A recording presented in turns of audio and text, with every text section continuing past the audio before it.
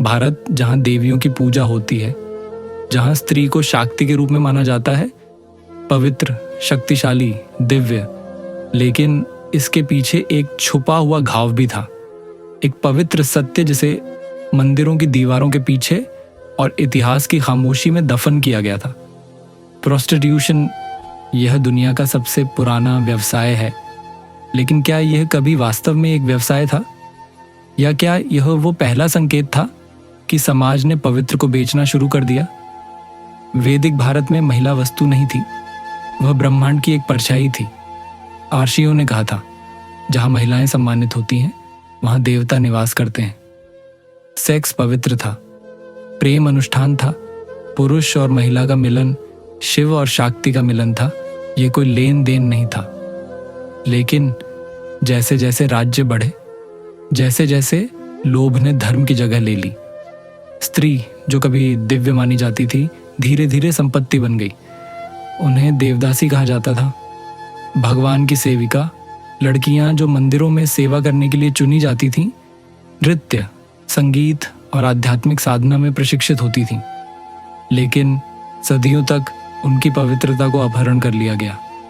राजाओं और पुरोहितों ने पवित्र सेवा को चुपचाप गुलामी में बदल दिया। मंदिरों के पर्दे के पीछे अनुष्ठान यौन शोषण में बदल गए। उनके शरीर भगवान के लिए नहीं, पुरुषों के लिए अर्पित होने लगे। कोई शास्त्र इसे मान्यता नहीं देता था, कोई अर्श इस परिकल्पना को नहीं देखता था। यह धर्म नहीं था, यह धर्म के रूप में अधर्म था। अशोक महान, जो कभी निर्दयी विजेता था, कलिंग युद्ध की रक्त रंजित घटनाओं के बाद उसने घुटने टेक दिए और उठ खड़ा हुआ, सिर्फ एक राजा के रूप में नहीं बल्कि धर्म के सेवक के रूप में। उसके शिलालेख जो पत्थरों पर खुदवाए गए दयालुता, नैतिकता और संयम की बात करते हैं, और हालांकि इसके बारे में बहुत कम बातें की जाती हैं। इतिहासकार मानते हैं कि उसने मंदिरों के पास प्रोस्टिट्यूशन के बढ़ने पर रोक लगाने के लिए सांकेतिक रूप से कदम उठाए। ये एक चुपचाप आध्यात्मिक विद्रोह था पवित्रता की हानि के खिलाफ। फिर आए संत, वे निडर आवाजें जिन्होंने गिरते हुए समाज में पवित्रता की आवाज उठाई। बुद्ध ने 8 फोल्ड पथ की शिक्षा दी, सही आजीविका, सही उद्देश्य। उसने मांसपेशियों के व्यापार को दर्द का रूप माना। महावीर, जैन धर्म के संस्थापक, ने अहिंसा का अभ्यास किया, न केवल हिंसा में बल्कि वासनाओं में भी। उसने लस्ट को बंधन माना जो आत्माओं को गुलाम बनाए रखता है। बसवा ने कर्नाटका में 12वीं सदी में देवदासी प्रथा को सीधे तौर पर नकार दिया, कहकर कोई आत्मा बिकने के लिए नहीं पैदा होती। कबीर ने आग उगला, क्या पवित्रता बची है एक ऐसी दुनिया में जो अपनी बेटियों को बेच देती है और इसे श्रद्धा कहती है? आज भी दर्द गूंजता है। सोना घाटी, कमाठीपुरा, गंदे गांवों और नियन लाइट वाली सड़कों पर लड़कियां जो केवल 12 साल की हैं बेची जाती हैं, अपहरित होती हैं, तोड़ दी जाती हैं। उन्हें जीवित रहने के नाम पर तस्करी की जाती है, सहमति के नाम पर नशीली दवाइयां दी जाती हैं, संस्कृति के नाम पर इस्तेमाल किया जाता है, और हम समाज उनके दुख को स्क्रॉल करके आगे बढ़ जाते हैं। हम वैधता पर बहस करते हैं, लेकिन हम भूल जाते हैं मानवता। प्राचीन सुधारकों ने रास्ता दिखाया, केवल कानून से नहीं बल्कि प्रेम से। सरकार कुछ क्यों नहीं करती वेश्यावृत्ति के खिलाफ? औरतें क्यों नहीं खड़ी होती इसके सामने? इसमें असली गुनाह क्या है? वो हल्का सा सिर झुकाता है, फिर सीधा देखता है। या शायद हम सब ने ही गुनाह किया है, आंखें मूंद कर, सच से मुंह मोड़कर। सरकारें कहती हैं कानून में पेच है, किसे बचाएं किसे पकड़ें, हमारे हाथ बंधे हैं। लेकिन सच्चाई ये है, वो जहां पैसा चलता है वहां आंखें बंद कर ली जाती हैं। जो लोग मजबूरी में जिस्म बेचते हैं, उनके लिए ना कानून है न इंसाफ। और औरतें कुछ चुप हैं क्योंकि वो टूट चुकी हैं, कुछ बोलती हैं पर कोई सुनता नहीं। और हम मर्द, हम क्या करते हैं?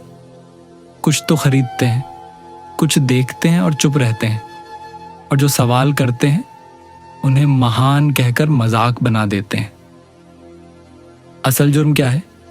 वेश्यावृत्ति या वो मजबूरी जो एक माँ को अपने बच्चे की रोटी के लिए बिकने पर मजबूर कर दे।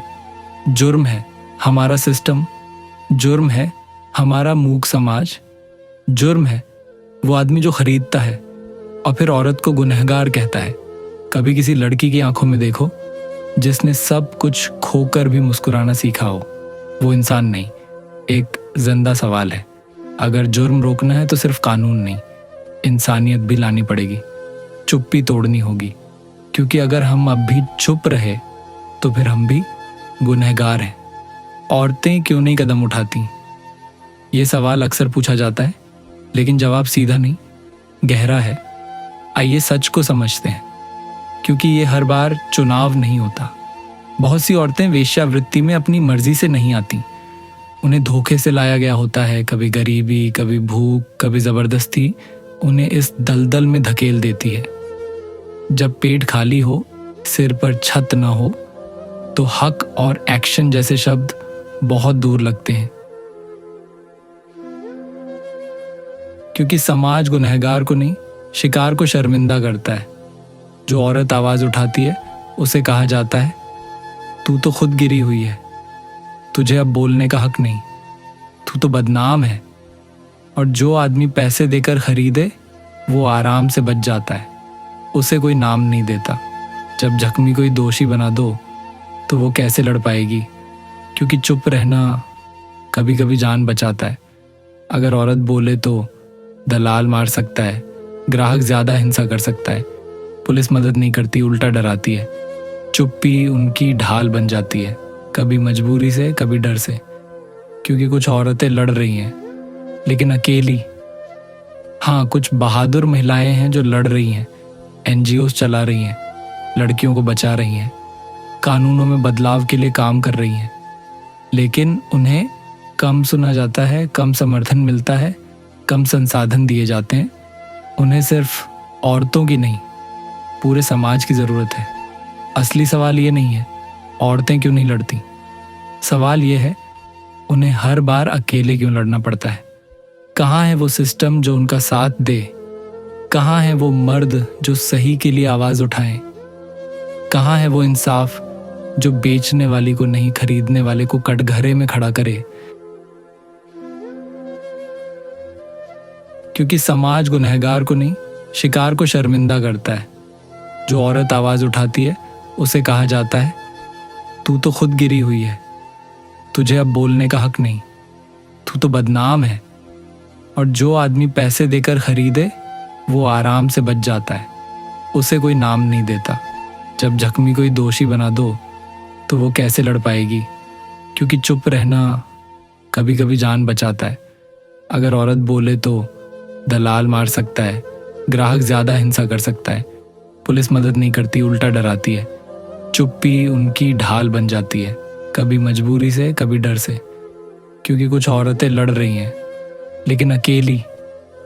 हाँ, कुछ बहादुर महिलाएं हैं जो लड़ रही हैं, एनजीओस चला रही हैं, लड़कियों को बचा रही हैं, कानूनों में बदलाव के लिए काम कर रही हैं।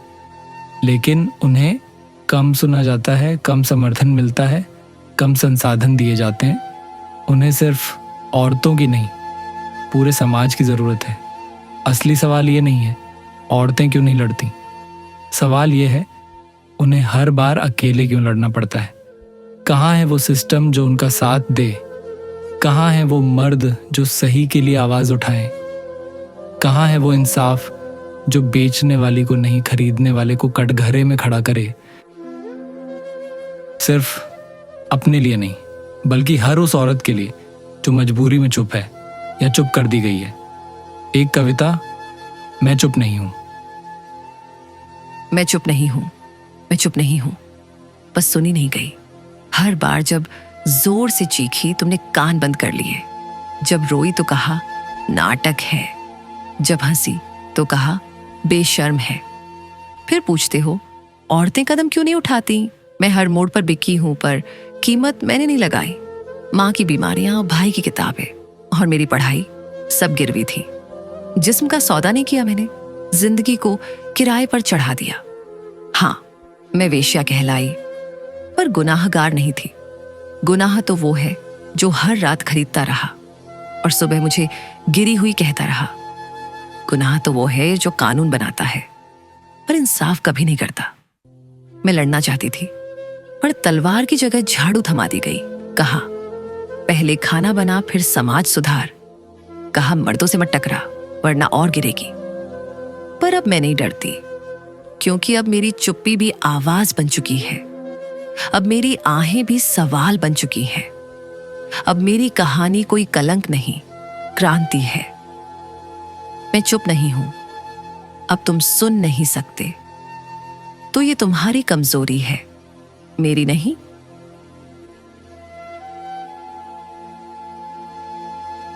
सबसे पहले हमें समाज में जागरूकता फैलानी होगी। ये समझना होगा कि प्रोस्टिट्यूशन एक विकृति है, न कि कोई व्यवसाय। शिक्षा के माध्यम से हम महिलाओं और लड़कियों को अपने अधिकारों के बारे में जानकारी दे सकते हैं और उनके खिलाफ होने वाली हिंसा के प्रति उन्हें जागरूक कर सकते हैं। न्याय और सजा, सरकार और कानूनी संस्थाएं इस घिनौने अपराध को रोकने के लिए ठोस कदम उठा सकती हैं। अपराधियों को कठोर सजा मिलनी चाहिए और ये सुनिश्चित करना होगा कि महिलाओं के खिलाफ कोई हिंसा या शोषण बर्दाश्त नहीं किया जाएगा। कड़े कानून और सख्ती से लागू करना ये सुनिश्चित करेगा कि हर कोई सुरक्षित रहे। पुनर्वास और अवसर, जो महिलाएं और लड़कियां इस दलदल में फंस चुकी हैं, उनके लिए पुनर्वास और रोजगार के अवसरों की आवश्यकता है। उन्हें समाज में समाविष्ट करने के लिए प्रशिक्षण और शिक्षा की व्यवस्था होनी चाहिए ताकि वे खुद को फिर से खड़ा कर सकें। मानसिकता का परिवर्तन, समाज को यह समझने की आवश्यकता है कि एक महिला का शरीर किसी का अधिकार नहीं है। हमें यह शिक्षा देनी होगी कि महिलाओं का सम्मान ही समाज की असली प्रगति है। महिलाओं को एक समान अधिकार, स्वतंत्रता और सुरक्षा प्रदान करना होगा। अंतर्राष्ट्रीय सहयोग, ये एक वैश्विक समस्या है और इसके समाधान के लिए अंतर्राष्ट्रीय सहयोग आवश्यक है। महिलाओं और बच्चों की तस्करी, जो प्रोस्टिट्यूशन के मुख्य कारणों में से एक है, को रोकने के लिए देशों को मिलकर काम करना होगा। तो भारत में सबसे पहले प्रोस्टिट्यूशन को समाप्त करने की कोशिश किसने की? ये एक व्यक्ति नहीं था, एक कानून नहीं था, ये आत्माओं का एक आंदोलन था जिन्होंने पवित्र को बेचने से इनकार किया।